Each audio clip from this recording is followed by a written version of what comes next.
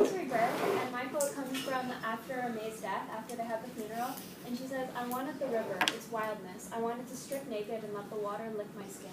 Suck river stones the way I'd done that night Rosaline and I'd slept by the creek. Even May's death had not ruined the river for me. The river had done its best, I was sure, to give her a peaceful ride out of this life. You could die in a river, but maybe you could get reborn in it too, like the beehive tombs August told me about."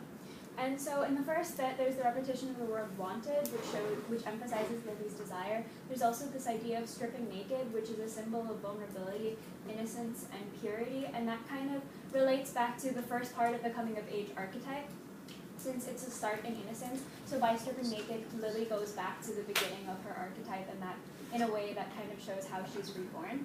And then there's also the idea of the water licking her skin. The water here is personified, and there's also a kind of almost sexual connotation in the imagery.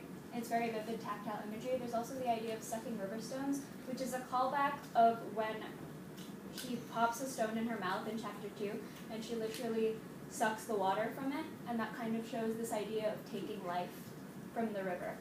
And there's also two important allusions in the latter part of the quote, and the first is a peaceful ride out of this life, which might be a reference to the Greek myth of the river Styx, in which dead people are brought down to the underworld through a river. And there's also the idea of getting reborn in a river, which is kind of a connection to like the Christian ideal of baptism, and Jesus was baptized in a river, and for them that's kind of their birth.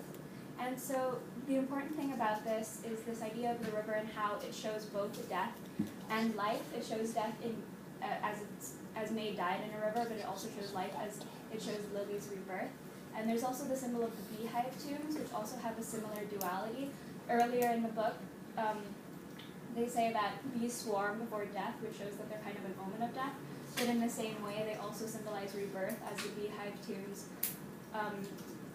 as the Greeks believed that beehive tombs would allow the dead to rise again.